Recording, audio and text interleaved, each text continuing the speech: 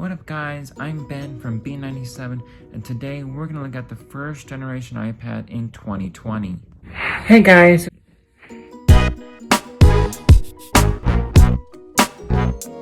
Can you believe it that it's going to be 10 years since the original iPad was launched? I mean, just look at this thing. It's old, the old dinosaur, but you know what? It was the very first one. It was built like a tank, you know? Very good device back in the day, you know? It has the old the 30-pin connector and some speakers which don't compare to today's iPad speakers. So when turning it on, turns right on, and look, old feeling, look. I don't know, if some of you are old enough, you might remember the slide to unlock. Look. It's running an old version of iOS 5.1.3, I think.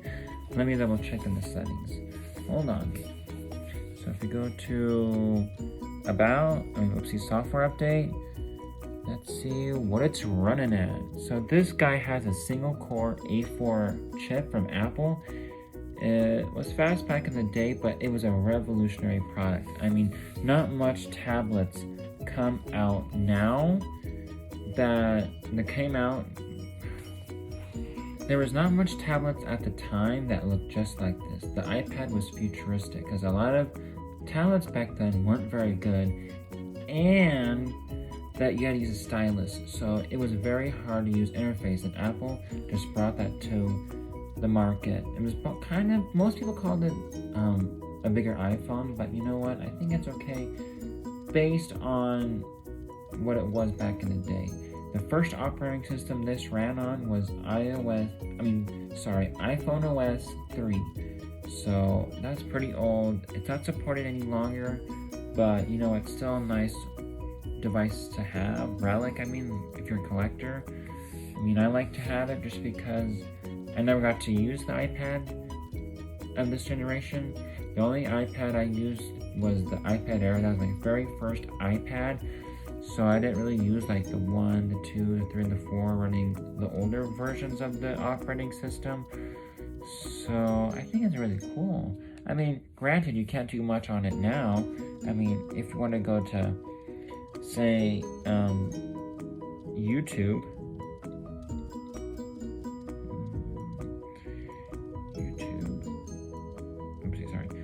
you know, it can go a little faster. Hold on. Let me turn the brightness down so it won't be so, so odd looking. There we go. So there it is. See, it runs the internet fine, but sometimes websites do crash. You know, I don't know if you want to play, let's say, go to youtube.com, you know, you can't really play much. It won't really let you play anything. But yeah, you go to YouTube, and yeah, you can go to the apple.com.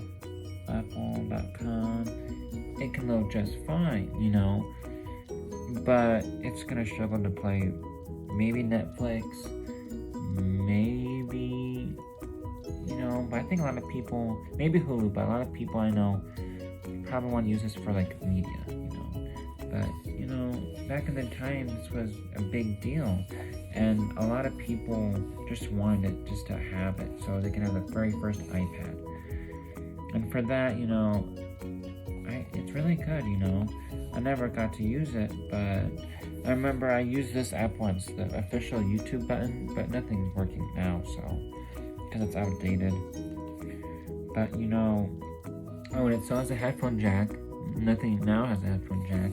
If you think about how the iPads changed the game, they did. I mean, you know, right now the iPad is basically the king of tablets. You know, there's not much Android tablets out there that can compete with the iPad with how fast it is and the specs and everything. It's just great. So, you know, the iPad started the tablets, and right now the iPad is finishing tablets, basically Android tablets.